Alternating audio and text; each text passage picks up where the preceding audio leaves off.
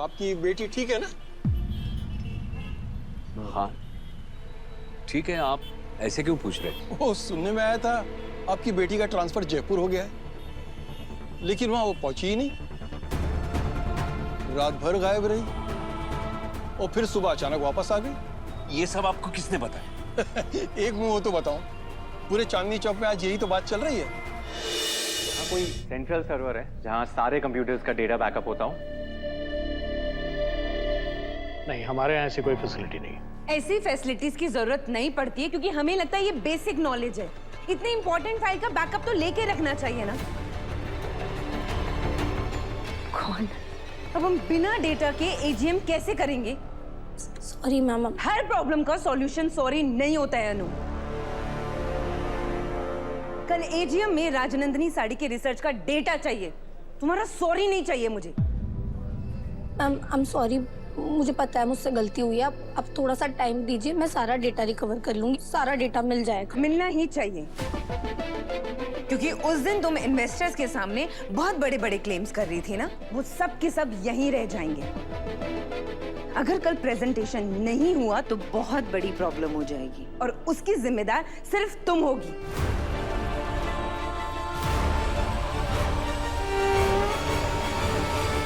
Sir, AGM एक बहुत बड़ी जिम्मेदारी होती है। हमारे सारे स्टेक होल्डर्स होंगे। क्या आपको लगता है कि उस प्रेजेंटेशन के लिए अन्नू सही चॉइस है? झेंडे अन्नू ने आज तक मुझे कभी डिसअपॉइंट नहीं किया। ट्रस्ट है कंप्लीटली, और मुझे पूरा यकीन है कि वो ये जिम्मेदारी भी बखूबी निभाएगी।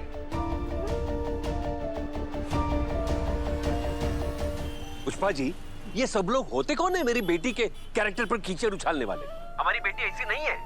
हमारी बेटी हमें कभी भी शर्मिंदा नहीं होने देगी। हाँ शर्मा जी, ये लोगों की बात सुन करके ना अपने मन में अपनी बेटी के लिए शक पैदा मत कीजिए।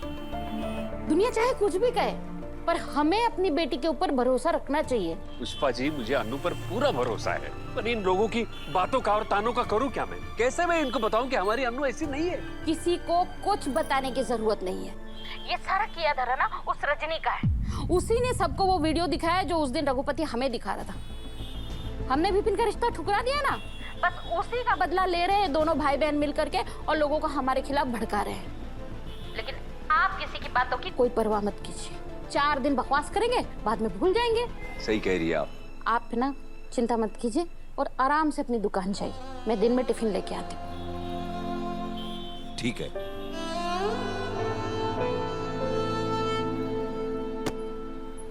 गोपाल जी, आप कैसे हैं? मैं ठीक हूँ। आपकी दुकान से ही आ रहा था। बेटी की शादी के लिए साड़ियाँ लेने गया था, पर आप तो वहाँ थे ही नहीं। नहीं, मुझे आज थोड़ा लेट हो गया, दुकान ही जा रहा हूँ मैं। अच्छा अच्छा। तो आपकी बेटी ठीक है ना? हाँ ठीक है। आप ऐसे क्यों पूछ रहे? वो सुनने में आया था आपकी बेटी का ट्रांसफर जयपुर हो गया है, लेकिन वहां वो पहुंची ही नहीं। रात भर गायब रही और फिर सुबह अचानक वापस आ गई। ये सब आपको किसने बताया? एक मुंह हो तो बताऊं, पूरे चांदनी चौक में आज यही तो बात चल रही है। खैर, चलता हूं मैं। ध्यान रखिए अपना। अरे जाते हुए तो बड़ी ऊंची नाच करके गई थी कि जयपुर जा रही है, बड़े ओहदे पे जा रही है। क्या हुआ? आ गई ना वापस, और वो भी पूरी रात घर से बाहर बिताकर। जिस आर्यवर्धन का नौकर भी यहाँ नहीं रह सकता है, वो आर्यवर्धन यहाँ आके रह रहा है। कुछ तो बात है। एक गंदी मछली पूरा तालाब गंदा कर देती है, और इस मोहल्ले की वो गंदी मछली तुम्हारी अन्नू है। मोहल्ले का माहौल खराब करके रखा आपकी बेटी ने। मीरा मैम, आप प्लीज मुझे एक लास्ट चांस दे दीजिए। मैं डेटा ढूंढ लूंगी। ठीक है, दिया तुम्हें चांस, पर मेरी एक शर्त है। कैसी शर्त है मैम?